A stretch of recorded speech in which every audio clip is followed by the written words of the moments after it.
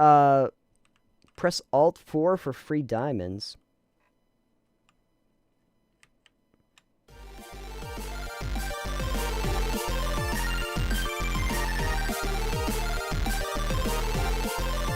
Hello, and welcome to Total Pebble Knockdown. I am Nathan. I am, Alex, I guess. We had to think about that for a second. Had to wonder, wait, am I Alex? You are Alex. Am I? Am I who I say I am? Who am I? What am I? Okay, no.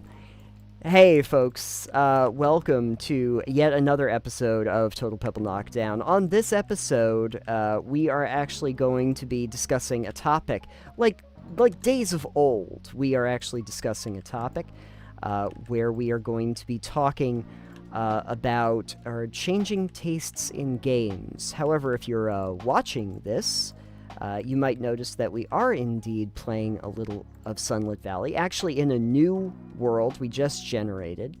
For purposes of these discussions, a little bit more casual, I suppose. Playing around on the beach right now, basically just being a beach bum at the moment, so that's fun. As one does. I always love being a beach bum. That's my favorite thing in the world. But anyway, yeah, we're gonna chill out here. We're gonna tool around, not doing too much. You know, I don't think we're doing super industrialist stuff on this particular world. Yeah, not so much. But tooling around and having a good time while we actually discuss the actual topic of our day, which is changing tastes in games. So, Alex, I wanted to actually bring this topic up, and I've been meaning to talk to you about it for a while now. And I don't know if it's just my age. As time goes on, you get different perspective, you get a little older, you start coming up with new priorities. But I have noticed that as I have gotten, into my, I hate to say it, but into my 40s. Sorry, I had a moment. Damn. You did. Yeah. Anyway, as I have gotten into my 40s, I think I've found a different prioritization of games and what really speaks to me. And so I wanted to actually just start by kind of talking a little bit about retrospectively what I remember growing up and really liking. And I'm sure you have some thoughts about that too. I have thoughts about growing up. You sure? You have thoughts about growing up. You're not quite as old as me, but you're not too far behind. So you came from the same generation of gaming too as I did. Yeah, I think my first game was literal game that on my own thing was Command and Conquer Red Alert, which was released in, I think, 1995, so... Yeah. My first games that I played was actually on... I had an NES from back in the day. And so my first games were obviously Duck Hunt and Mario. Well, yeah, I had those, but I had an NES at home, but I meant my first game of my actual own. Oh, yeah, certainly. Yeah, I think, when I really think back about, the games that I started to actually care about it and it wasn't just a thing that you played, I think it was probably more by the N64 era. I feel like that's really where things kind of started for me. And so you have, your Mario, you have your Zelda, and you have, Metroid Prime wasn't out yet, but in general, as far as, computer games went, I would have been the person who played, a lot of, the CRPGs back in the day. So I would have spent quite a bit of time in Baldur's Gate. I would have spent a lot of time with, the Spiderweb Software, stuff. From crazy old uncle, I can't remember his name, but the one guy who just made a bunch of these great CRPGs. Generally, though, I was very big into platformers for a while. A lot of the Metroidvania style, like Zelda-esque style adventure games, and a lot of RPGs. I think RPGs were probably like the thing for me, probably my favorite genre for a really long time. And so like when we get into the era of oh, I got an advancement, sweet.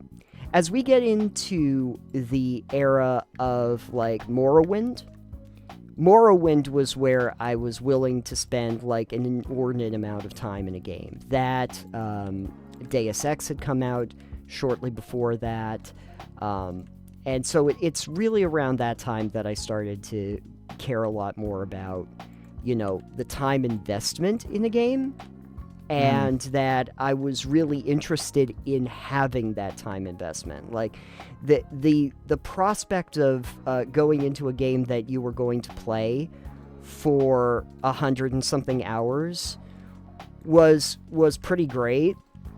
You get off the boat in Morrowind, and you're immediately like, oh yeah, give it all to me. I must explore every facet of this giant place that you have provided to me, Bethesda. And I think more than anything, that has changed for me a lot, because now when I see an epic RPG, it went from, oh, look at this giant massive world you can explore, to, oh god, look at this giant massive world I have to explore. You know, it starts to feel like loaded down, like this is going to be a lot for me to process immediately, and maybe I don't want to. Maybe I don't want to. I kind of feel like, and this is my just general synopsis, is that when you're a kid, it feels like you don't really have like much for obligations or stuff that you have to do. Your day can be kind of open. And then you get older, and then it's like, yeah, but I really do have to do stuff. I really do have to go and, you know, live, like, life stuff.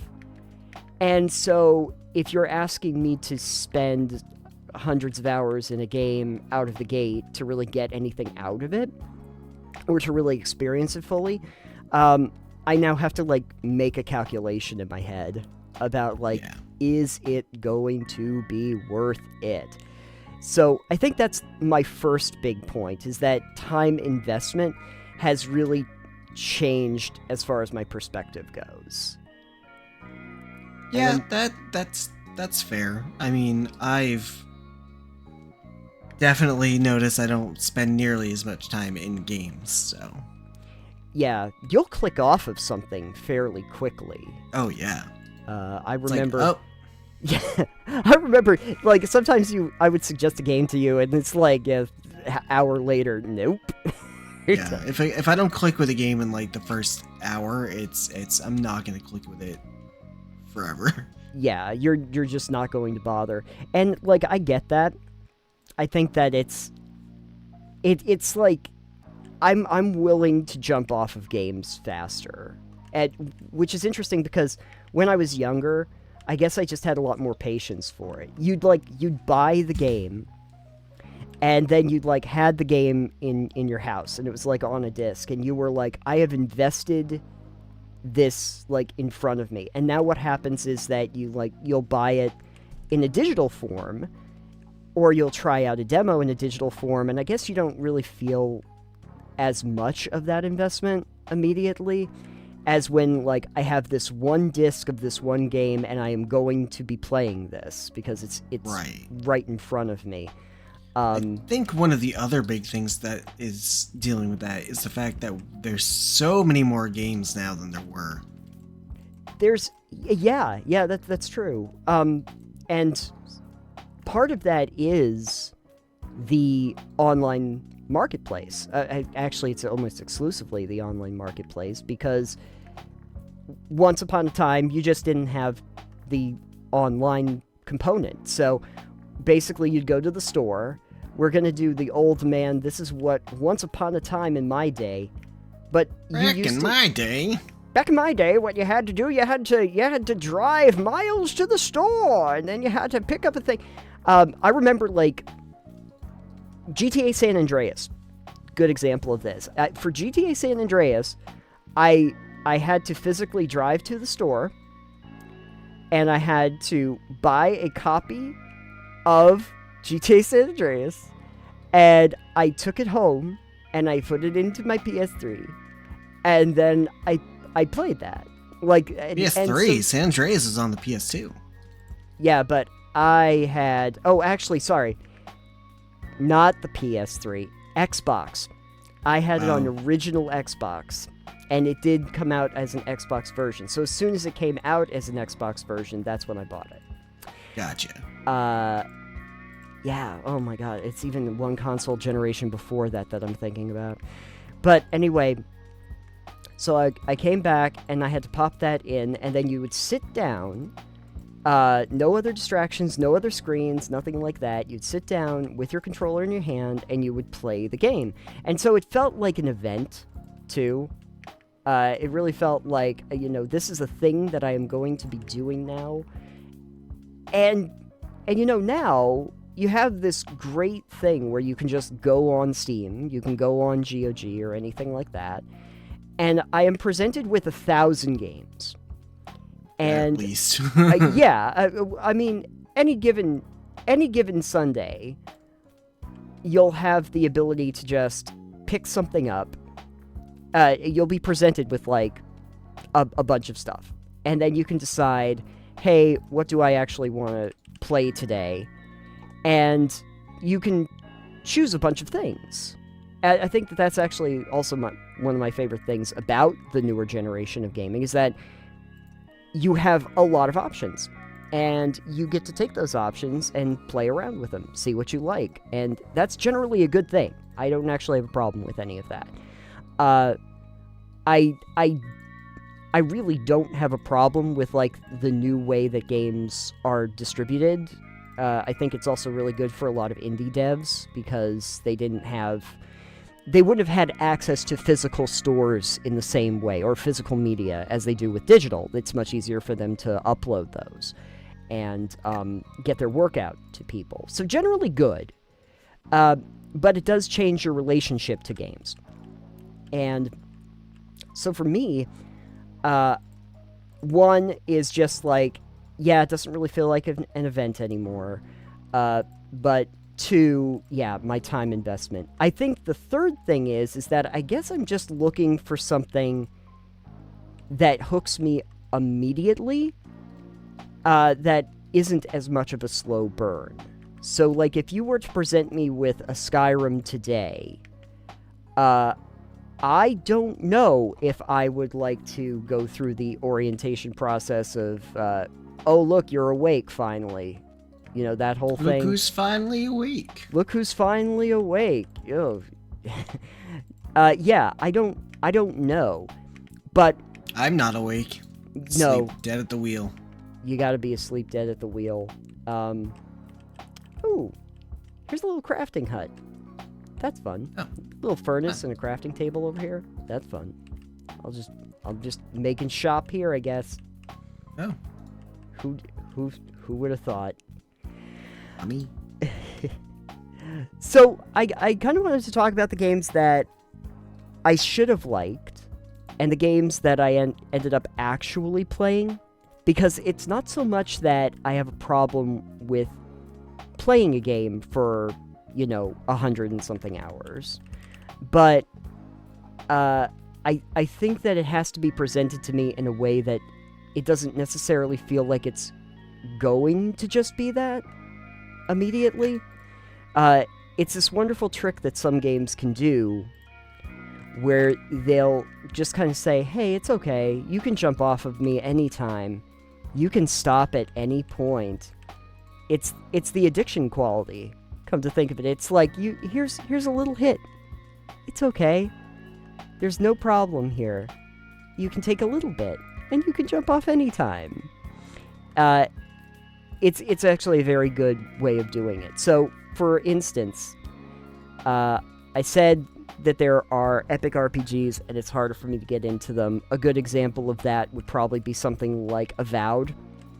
Okay. I did try Avowed, which for all intents and purposes, is probably a lovely enough game. It is built by Obsidian Software, which is a great company. I really like their stuff. It's a fantasy epic. It's set in the same world as their Pillars of Eternity series. They've got a lot of things going on with it. And it plays fine, and it looks great, and, got a few characters going on in it. I probably didn't really play it past maybe 10 hours. And I was kind of trying to force myself to stick with it.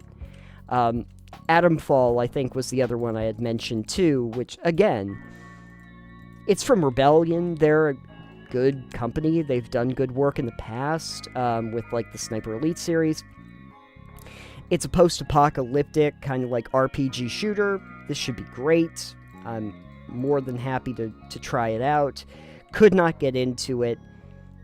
Was not gelling with the mechanics of it, and wasn't really looking to go through the slow burn, essentially. But then you present me with frankly, an evil game, like Balatro. And Balatro is a horrible, horrible game, in that it is insidious, and I hate it, and I can't stop playing it. And it's got this thing where it will start you off very simply by just like being like, hey, here's how, don't you like playing poker? Wouldn't it be fun to play a poker hand? Here, you how many points can you score with this poker hand? Isn't that fun? It's going back to the whole, like, just take one hit. It's fine. It's good. And you play the one poker hand, and it's like, oh, cool, I won. Okay, so that's small blind, so here's the large blind. Try this one out.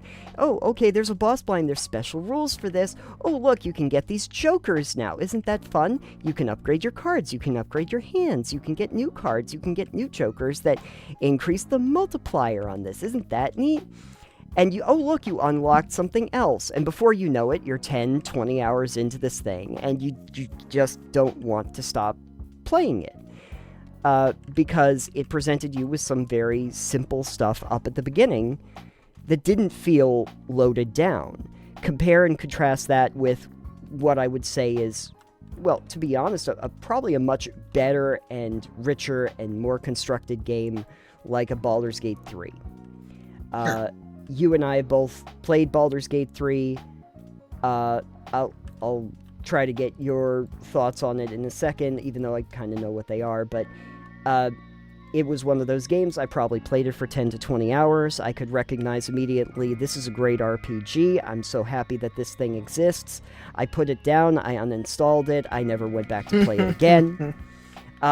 Because, yes, it is a really great RPG that takes a lot of time to really get going with it, that is very dense, that has a lot of character development, a lot of character storylines, a lot of dialogue, a lot of choices to make, and it's all incorporated incredibly well, so well, in fact, that I kind of got paralysis, where I was like, I will never really be able to get as much out of this as I would like if I keep going. And so I'm just not gonna do that right now. And then you never go back to it. Yeah. And so your experience playing, was it similar? Did you have a similar thought process go through your head when you were playing it? I think my thought process was, there's way too many NPCs with way too many dialogue options and way too much text and not enough action between these chapters of books that I'm either reading or having voice acted at me. Yeah. And again, I agree with you. The game is, for all intents and purposes, fantastic. There's a lot the game does really well. Yeah.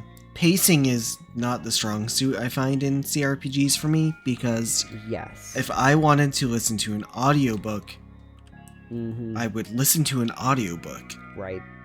But if I want to Right. play a game, I want to be active. Yes. And that type of thing feels very passive a lot of the time because Oh, sure. it's spent in dialogue trees or listening to story beats, and it's like I get that and it's fine, and there's a lot of really good writing and stuff in there, but Oh, yeah. I'm here to play a game, and this is taking me out of the game. Right. It's great for a novel. I think it's Yeah. it's a very good novel, and a very good choose your own adventure novel for that matter. Like it really, it's excellent and gives you lots of character development moments and a lot of character interaction.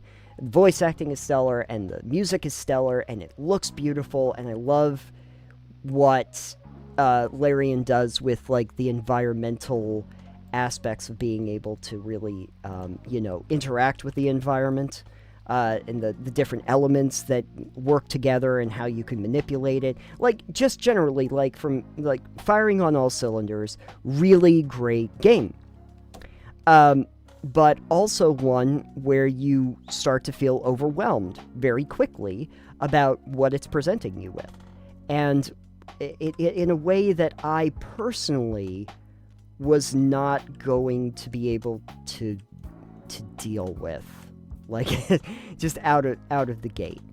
There was another one too that again is one of those games that's like, all intents and purposes, this was an incredibly well-made game.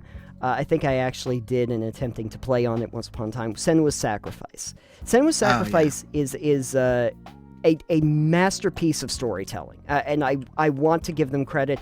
I think I actually do also have the second one that I have not played yet.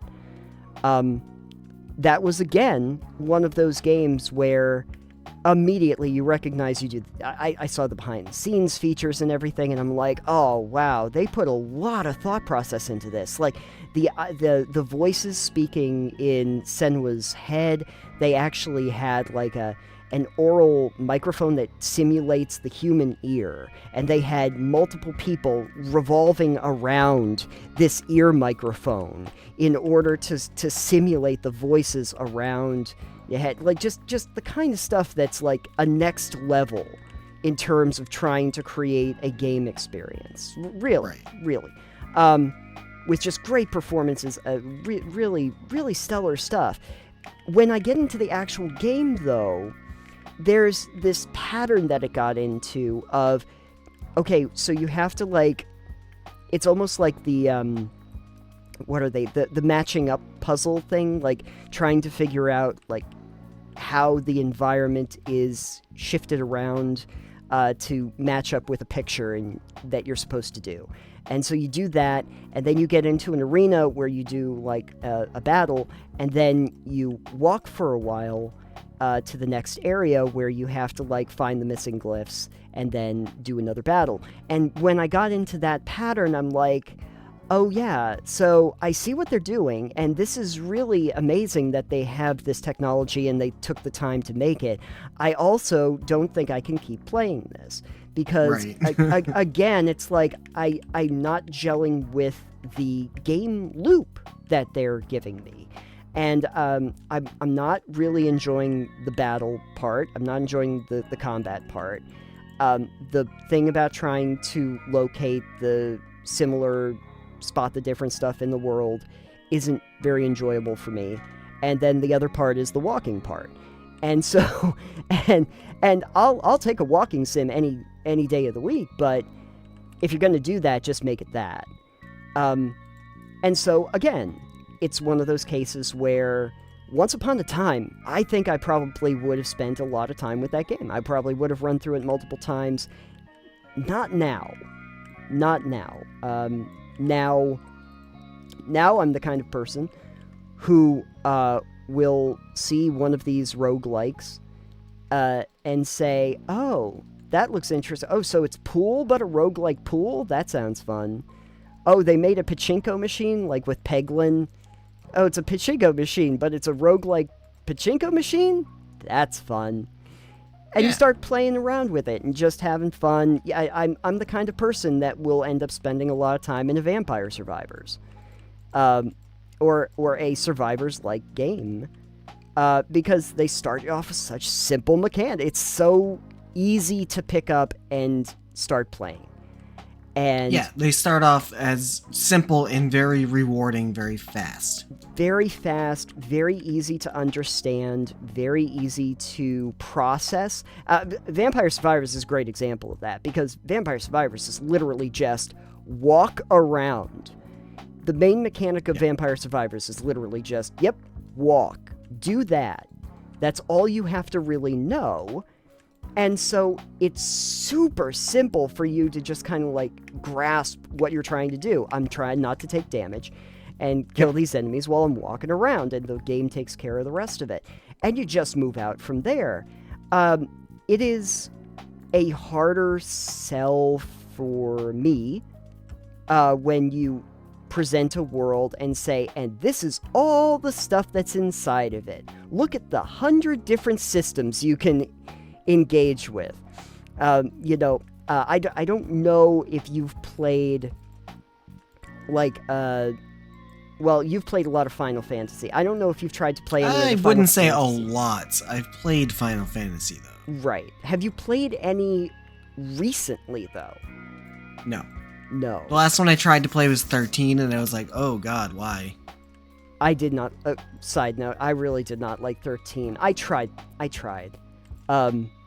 13 was one that I actually stuck with because people kept telling me, like, listen, bro. Bro. You just gotta go through the first 30 hours of this game and then it opens up, bro. You gotta just do that.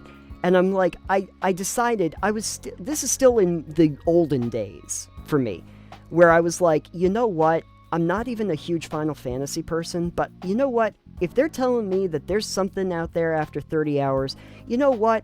I'm gonna give it a go. I'm gonna try it out and see what happens.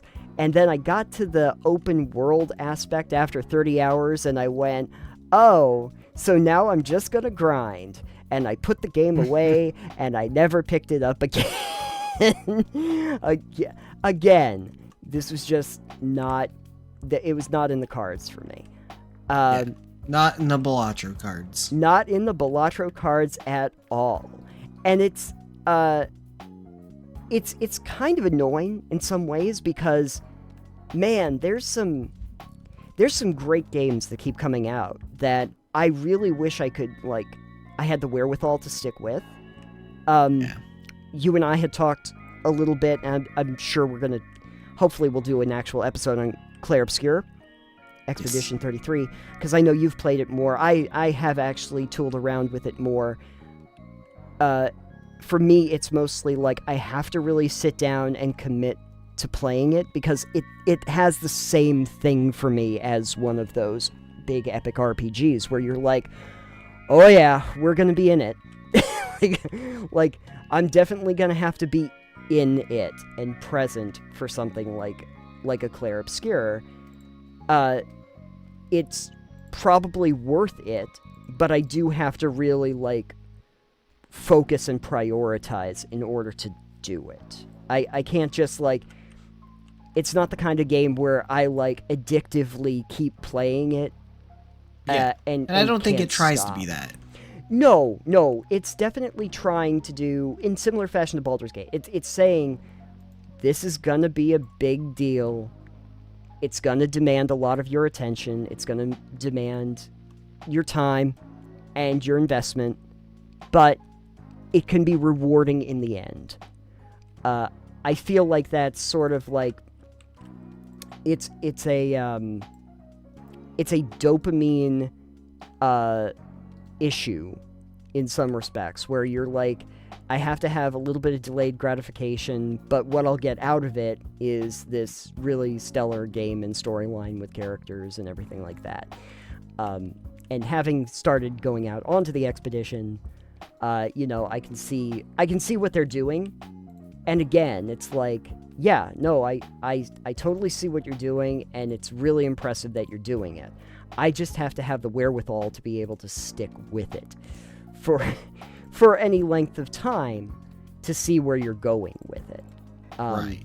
And so, yeah, I guess what I started to understand is it's not just about the time investment, it's also about, once upon a time, I would really prioritize those stories. And I wanted to be invested in those stories. And now I think I prioritize kind of mechanics. I really want the mechanics to sing for me right out of the gate. In a way that is understandable, but at the same time is complex. Like you can kind of tell that it can build off of itself. Right. Going back to the example that I had talked about with Vampire Survivors.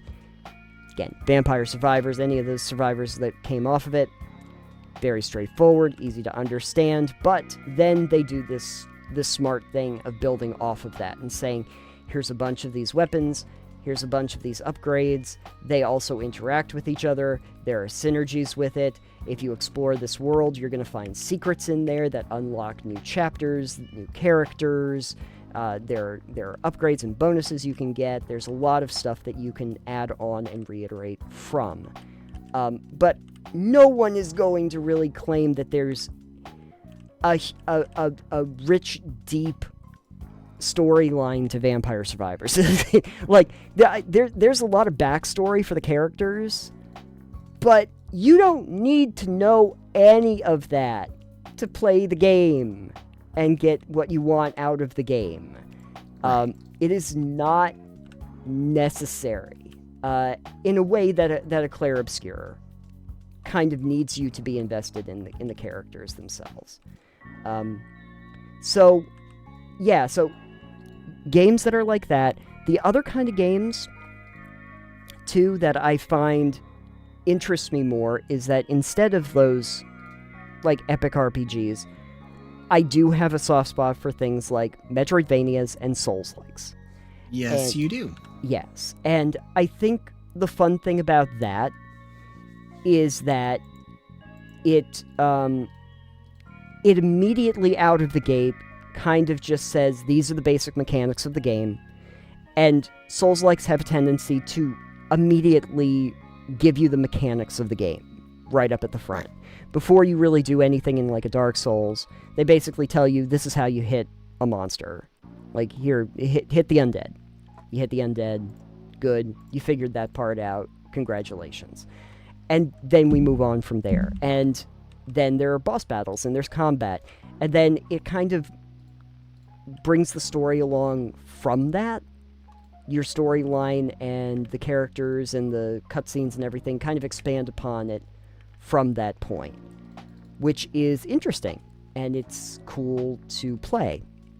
And then, like, you're dealing with the storyline of the game, but you're also dealing with the meta story of you trying to figure out how to work your way through a very dangerous game that's trying to kill you. Right. And so there's always going to be that push and pull. But that being said, I am curious. I am going to try to stop talking now for a second while I figure out what rewards I actually got here and build some things. I'm curious about, like, what kind of games you liked to play beforehand, and which ones you want to play more now. What interests you and why? Oh, man. I used to play, like, a lot of strategy games when I was younger. Sure. And I don't play them nearly as much anymore, which are any good. Yeah. And so it's one of those things where I'm just like, oh, well, you know, I don't really need to play these because they're big and they're long and they take forever and they don't really interest me as much. Sure. It's like I used to play, you know, multiple dozens of hours in, like, Red Alert, Command and Conquer, you know, those games. Oh, sure. And I haven't really played any games like those in a very long time. I think the closest thing to that would be, like, Dawn of War, and even that has been a hot minute. So yeah. Like, I'm trying to think Once upon a time, like strategy games for me too. That was another big one that I liked a lot. Your Warcraft, your Starcraft, those sort of games. Age of Empires, like that kind of stuff. I never got into that one. You never got into yes. Age of Empires? No, not. So I was cool with Age of Empires. I was also cool with Civilization series. I would do either your turn-based like 4X stuff, or I could also get into the art like real-time strategy. So yeah, I don't do 4X type stuff like, at all. Again, hard for me to do now. I just don't gel with it as much anymore for some reason. I think it's the pacing. Yes, a lot of it's pacing, and then a lot is also, I think, for me, just the time consumption. It's not as, what would I say? It's not as engaging, I guess. It's more thinking than I want to do a lot of the time when I'm playing a game. Yeah. These days, it's like I kind of just play games to unwind a lot. Yes. Yeah. I think like a good example of the reason why a turn-based strategy game for me doesn't function as well anymore. I'll use Crusader Kings as an example. Crusader Kings is probably a fine game. I think I was playing 2 or 3. It's got a lot going on for it. Some would say too much, because I really just felt almost immediately overwhelmed just by menus. And I was like, it seems like it's a bad idea to have like so many tabs. Crusader Kings, if you've never played it, is literally like, there are tabs around like the entire periphery of the screen.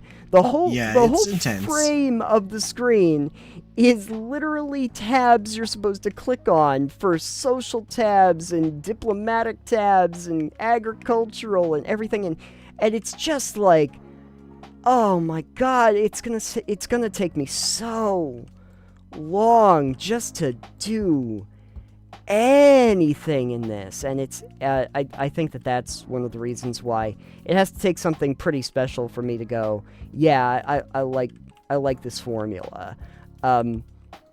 So yeah, I'm not as big on those anymore, but to kind of like supplant that, I think it's very telling that we're playing like Sunlit Valley at the moment.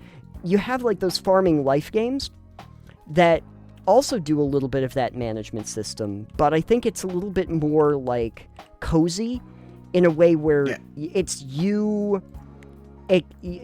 building a farm. I'm not trying to build a giant civilization. It's like, it's just me doing my thing, trying to build my farm, and I don't have to feel real stressed out about it. I can grow my crops, and I can like build my house, because let's be honest, folks. It's hard to actually grow crops and have a house in the real world, but you could do it. It is. It's expensive. It's expensive. A lot of people can't do it, but in the game, I can have these crops growing in no time. Now, I don't think I would enjoy games like a Stardew Valley, Sunlit Valley, Coral Island, anything like that, if they then made me do like soil tests and test for like the mineral content in the soil and make sure that I had appropriate amounts of daylight every time I planted a crop, like you might have to do in the real world. Because that would be a level of complexity that I would prefer not to deal with. Right. So that'd be a lot. That would be a lot. Something I think we're probably going to have different opinions on, though, when it comes to stuff we'll play now, is I used to be cool playing an MMO. But I really have trouble doing the MMOs now. You didn't even play MMOs for that long, if I remember. I played for a bit. I'm trying to think how long I was in Warcraft. Like less than one expansion. Less than one expansion. I played pretty heavily while I was playing, though. I would do some all-nighters playing WoW. And I'm trying to think. I probably tried a few others, but I think it was mostly WoW. And I think what got to me for those, and the reason why I don't go back into it, is the grind. A lot of them have a problem with grind, where it feels like I'm just trying to play the game so that eventually I can enjoy the game. Almost like I have to invest myself so that I can eventually enjoy playing the game. And it's Right. like, I kind of prefer to just enjoy the game out of the gate. If you could make that happen, that would be great. And Yeah, they I mean- don't really do that. So, That's fair. yeah. But I know you still play. I do. I have over 7,000 hours in World of Warcraft. Yeah. I'm WoW is... insane. Is that the only...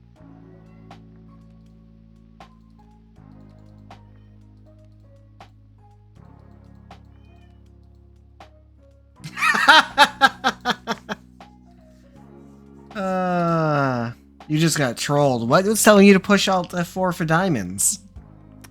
Oh, it was a message in a bottle.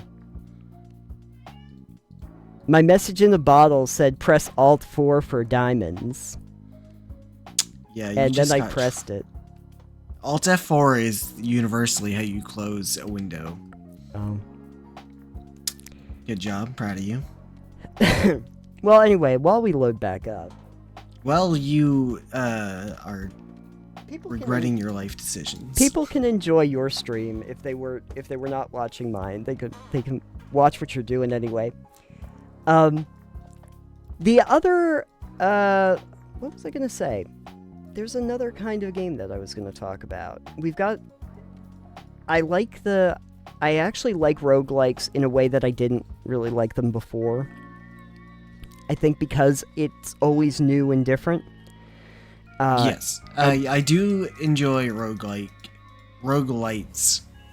Lights. a fair amount. Yes. I should probably preface that. Roguelikes in the most pure of form can be very frustrating because it doesn't feel like you have any progress. Should we explain to people like the difference between a roguelike and roguelite? Because I feel like we glaze over a lot of this stuff, assuming people know what we're talking about. I can Sure. I could probably explain. So, for folks who don't know, there was once a game that was called Rogue. I mean, Way you back. don't need to go into that Okay, depth. never I don't mind. think. Okay, but anyway, the general framework of a rogue-like in the tradition of Rogue is that worlds are procedurally generated. They're always different. You're supposed to run through them. If you die, you basically go back to square one, and you have to run through the game again.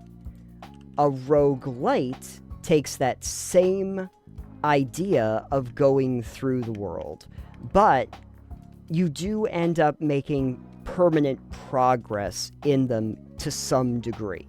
Either you get upgrades, you get shortcuts, you get, in the case of something like Hades, you'll get more story development as well with the characters that are involved.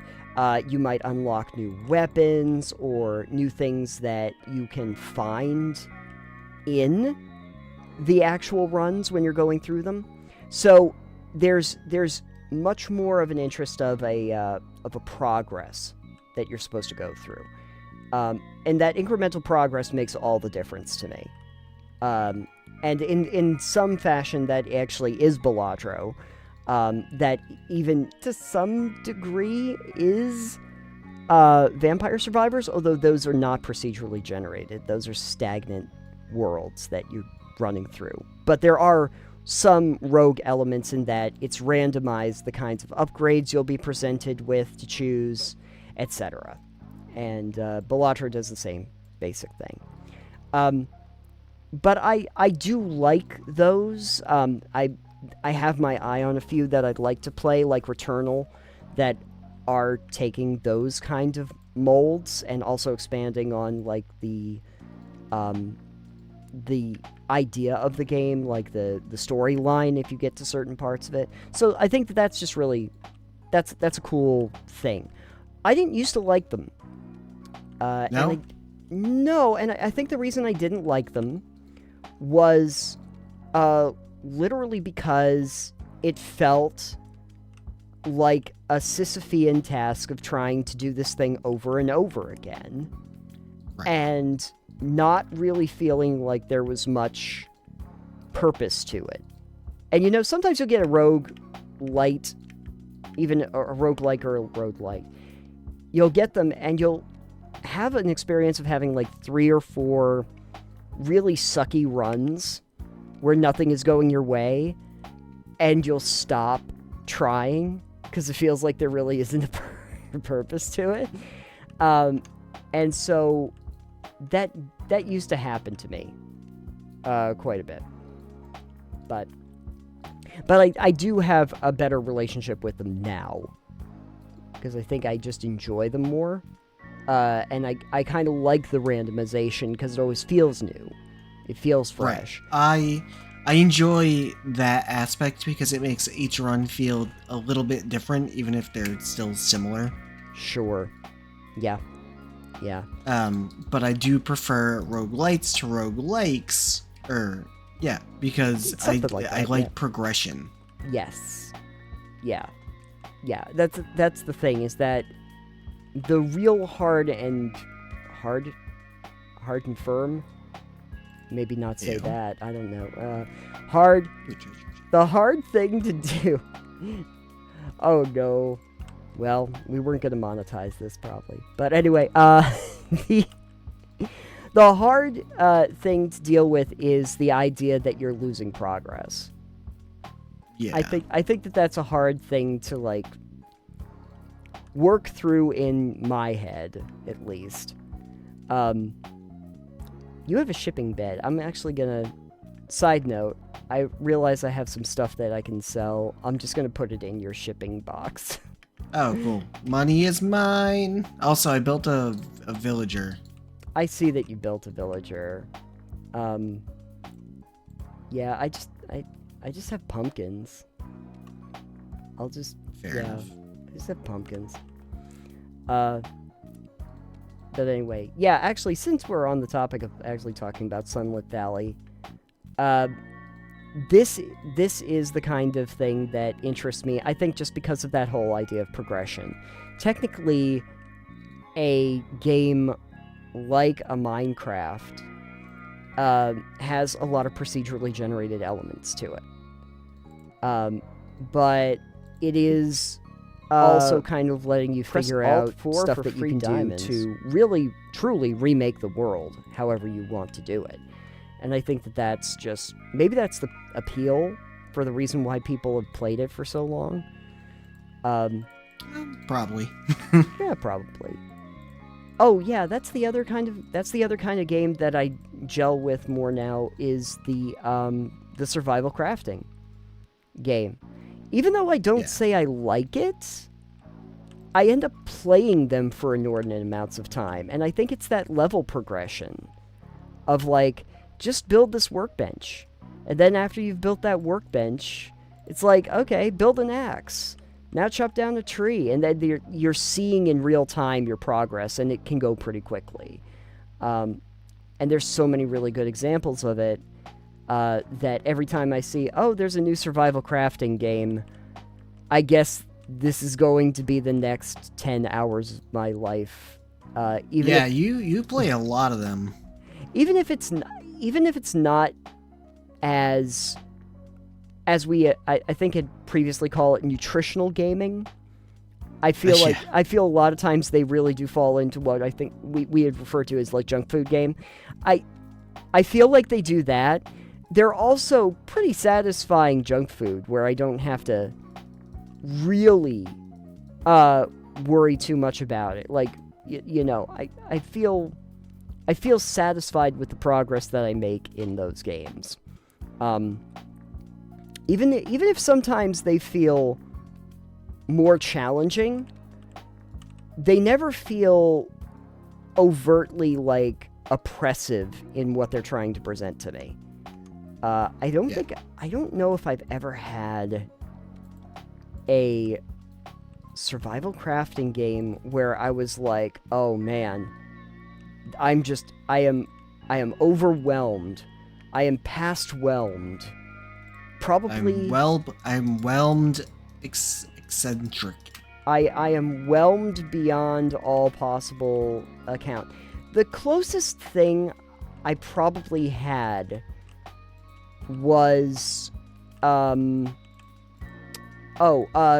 Hell. But the thing about it is that Green Hell isn't really overwhelming in that way. It tries to make you paranoid about the world around you. Right. But it doesn't overwhelm you in the same way that, like, an epic RPG will overwhelm you with the systems. I always kind of understood what the game wanted me to achieve. It just wanted to make sure that I understood this world's going to kill you.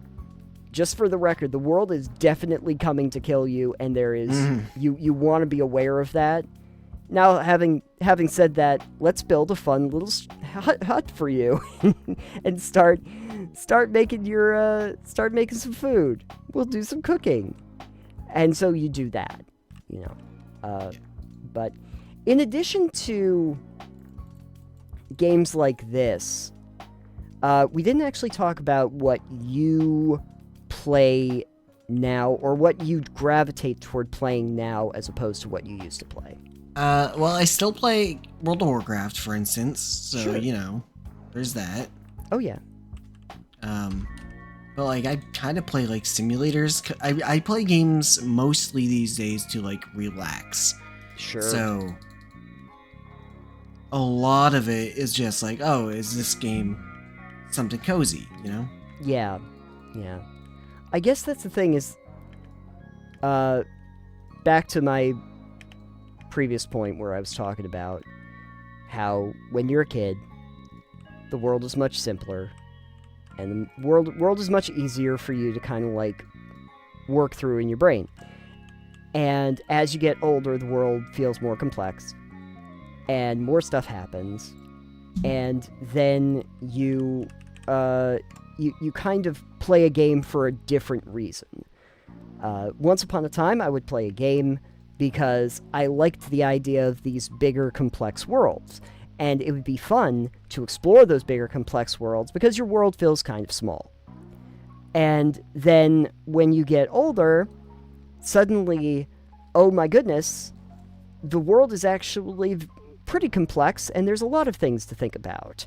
And so now I want games where it feels more like a simple world.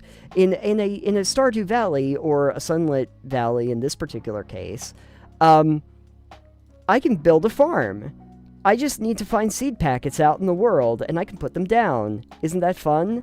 I can build a house. In fact, the nice little villagers in Coral Island will be more than happy to accommodate me with that. And help me out with that. I don't have to worry about, like, the complexities of human relationships in games like that, because there's a little heart meter, and if you give people the right gifts on the right days, you can expand your relationship with them. It's actually not nearly as hard as you think. You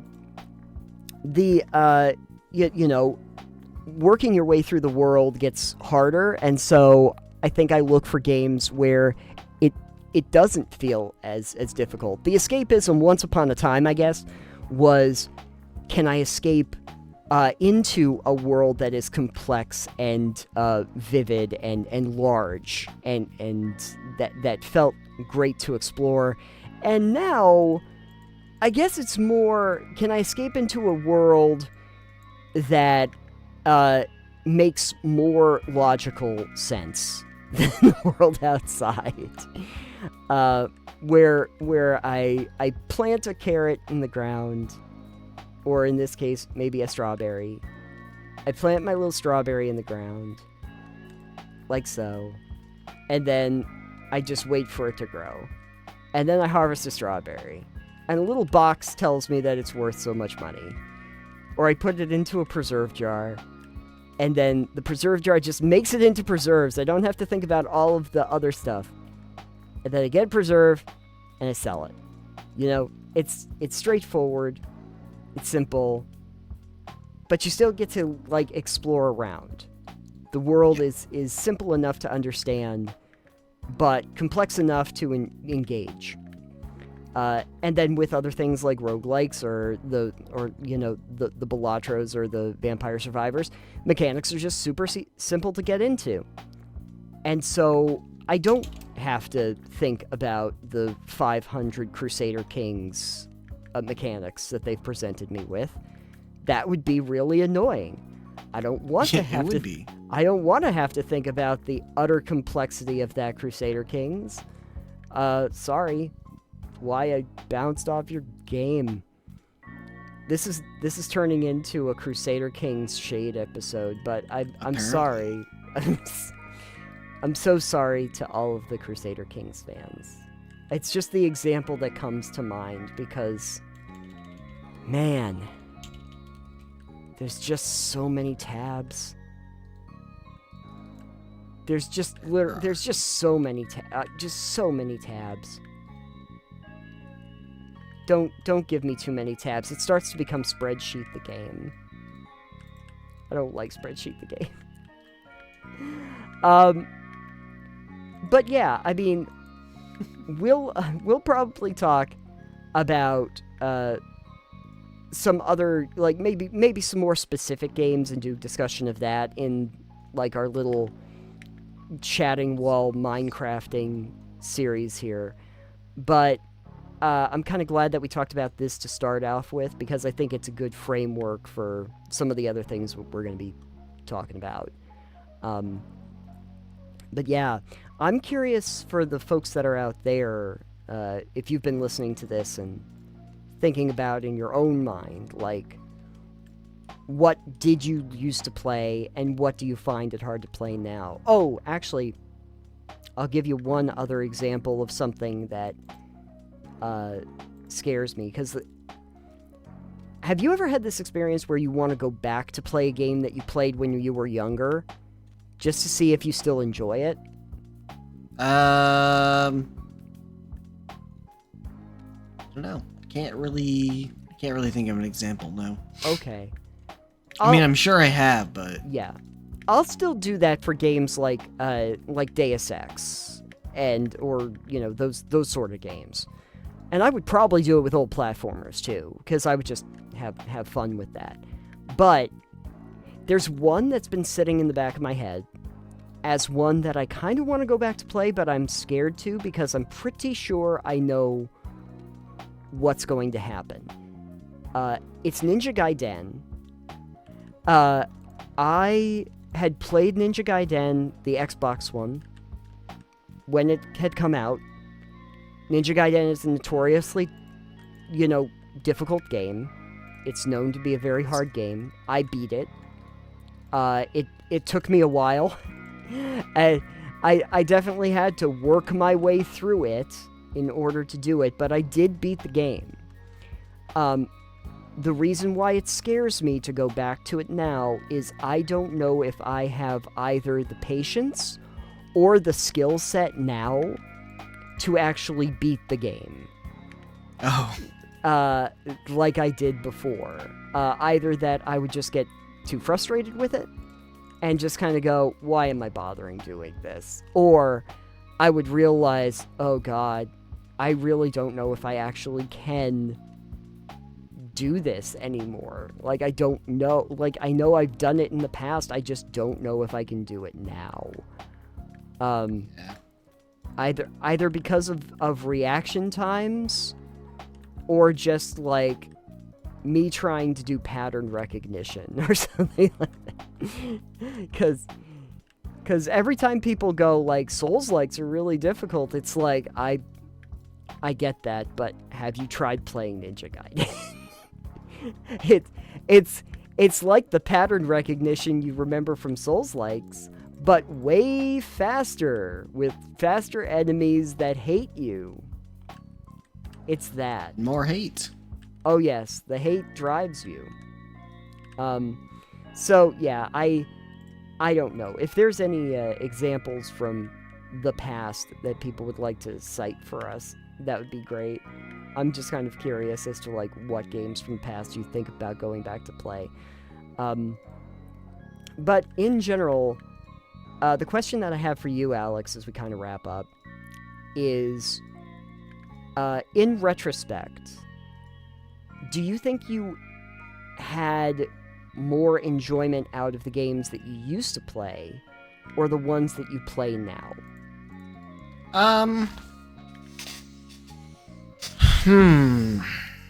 Tricky one, I know. I would say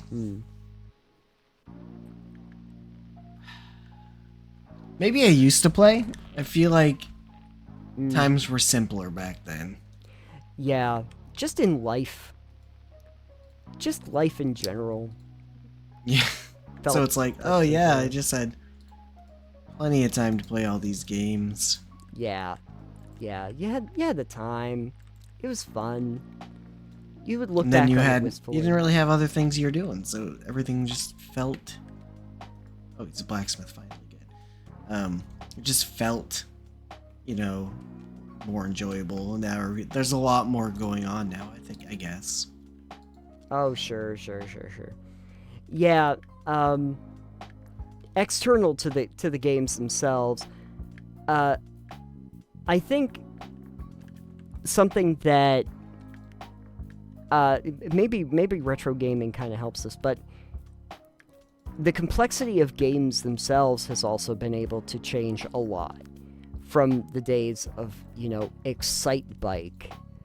Yeah. Which like I would play the hell out of Excite Bike, don't get me wrong. But realistically, like, games today are going to be much more complex. And I don't know if it's necessarily the drive to make them complex because you have the ability to, but I wonder if the complexity just starts to become too much of an overwhelming factor, where it's unnecessary. And I don't know. Tell me if you think that there's something to this. Do you think that that's one of the reasons why things like the rise of like boomer shooters and retro gaming have gotten to be such a big deal, where it's like,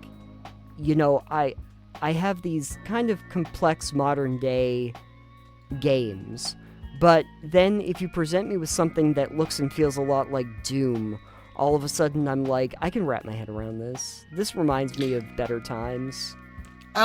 Probably. I think there's so many games now that you can pick whatever the hell you want and you're gonna find a game that fits that niche. Yes.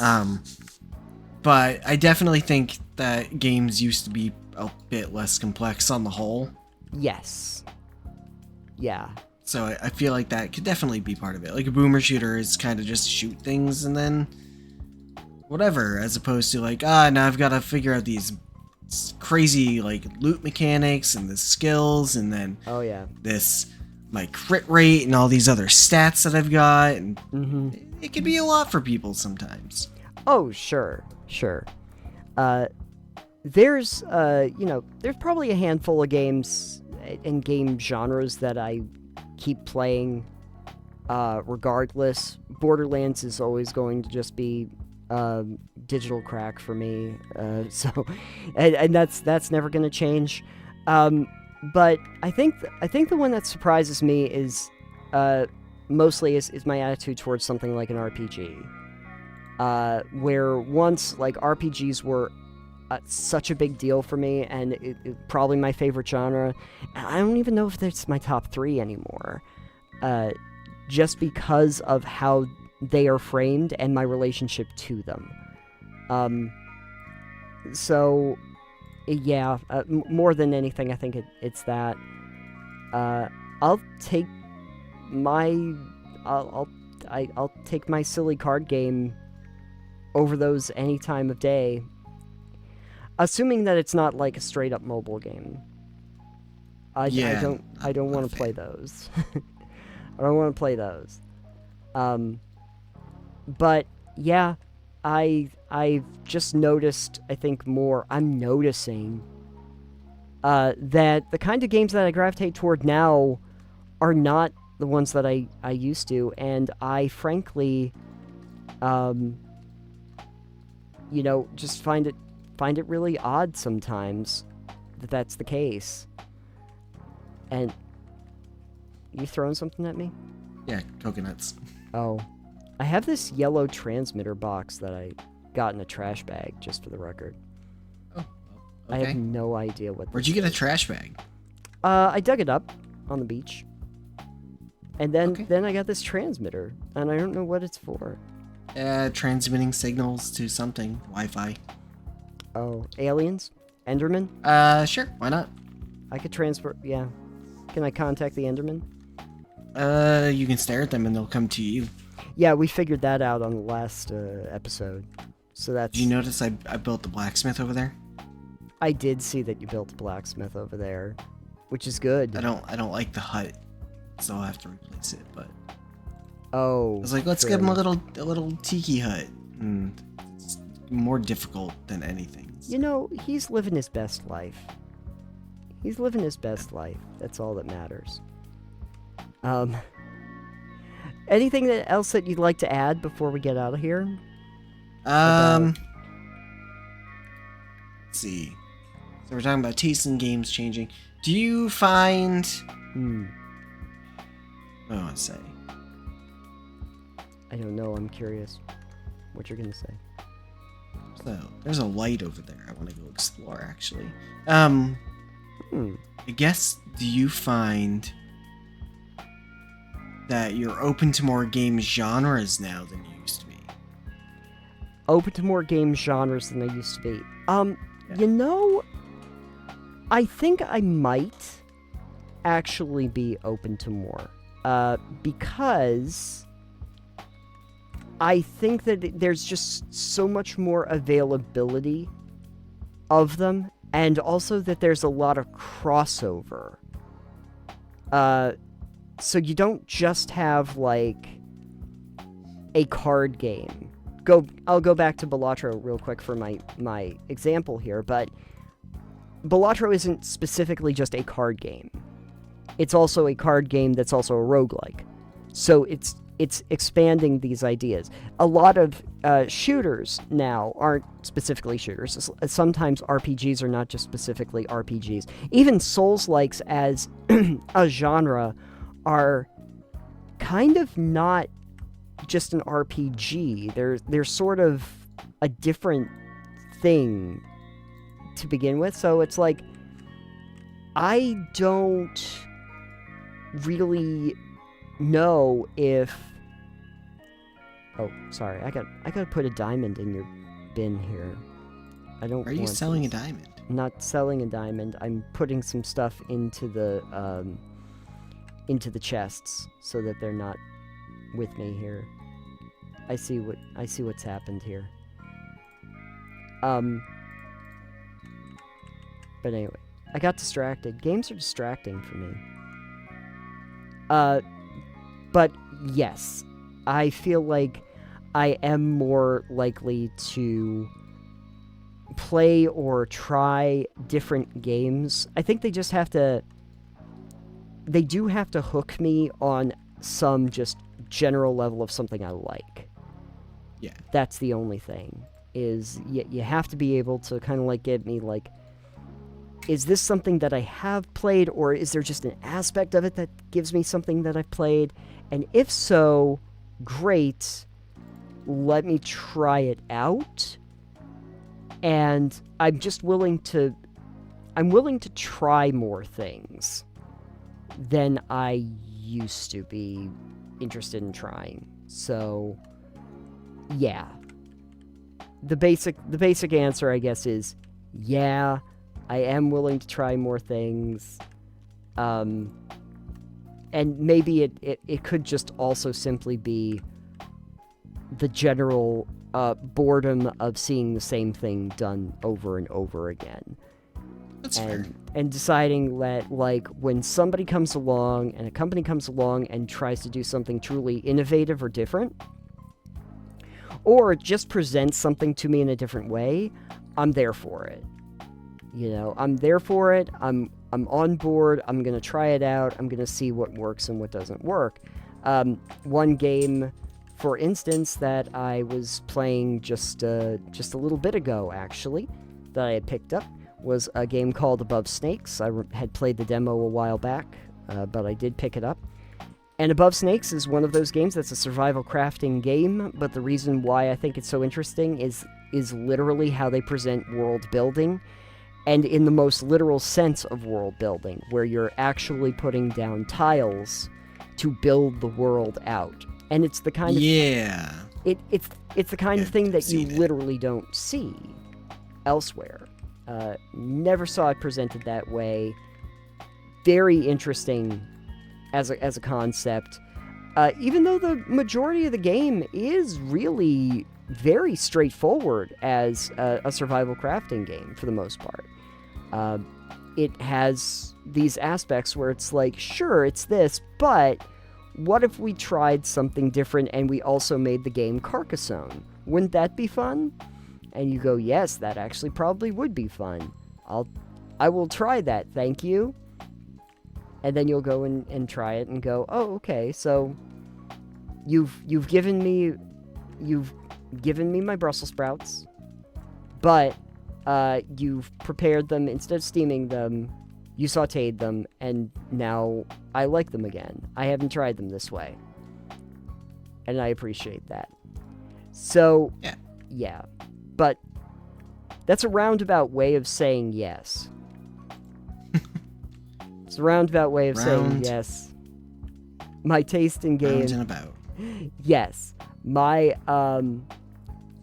ability to try different things and enjoy them has indeed improved quite a bit. How about you? I'm gonna toss it back to you. I would say for the most part, aside from games I stopped playing, obviously, I think generally my taste in games is grown. Like, I'm open to trying a lot more. Even if I'll try a game even if I'm not sure I'm gonna like it, just because I'm curious if I will. Oh, sure. There's still like a handful of games where a handful of genres where I'm just kind of like going, not really interested. Sports games still, I don't care how you present me with like Madden, I'm just never going to get into it. I'm just not. But if you can present me with something like roller skating or snowboarding or something like that, well, those might be something for me. Civilization builders, city builders, anything like that. Like, that's the other one. I don't really play like city builders nearly as much as I used to either. Yeah.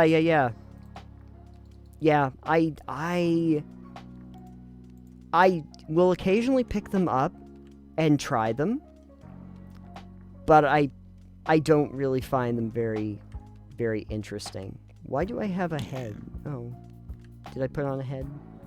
It's raining and I'm raining. You look like Dr. Wily. Oh yeah, you gave me Dr. Wily head. Why are you putting things in my chests? Thought it'd be fun. Now you have Don't more do things that. in my chest. I don't want any of your things in my chests. You don't organize them. I just chuck things in there. I hit the wrong button. I'm gonna blame the button. Now I've got to organize all the things you put in my chest.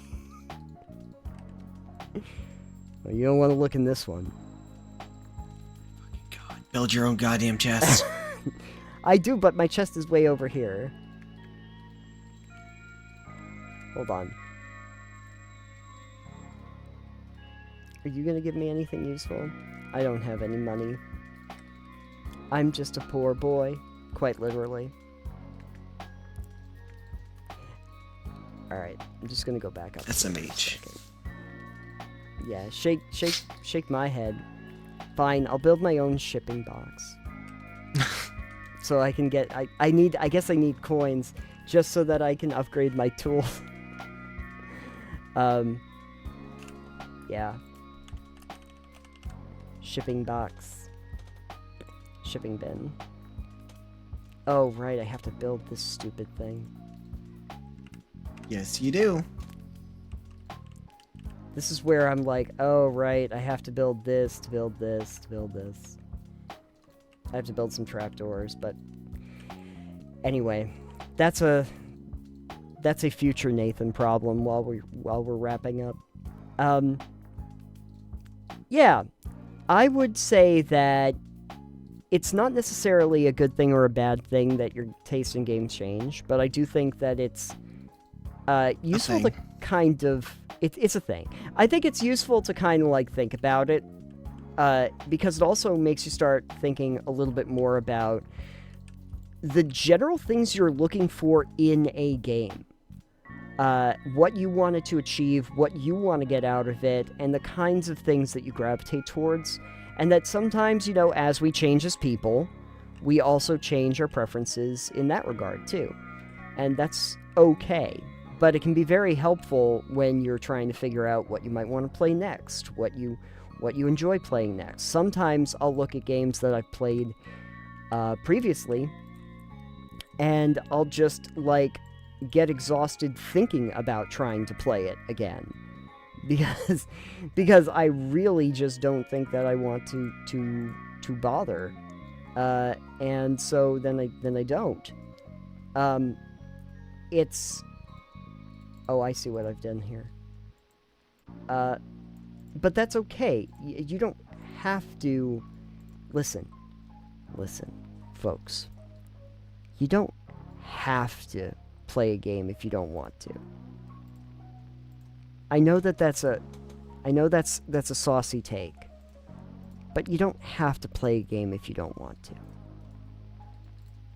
There, I said it. It's Insane. brave of me. It's very brave. It's very brave of me to say this, but it's true. It's true. You're under no obligation. Sometimes there are great games, and I'm sure that they're great games, and I'm just not going to play them, and it's okay if you don't play them. It's fine. You're under no obligation to do so.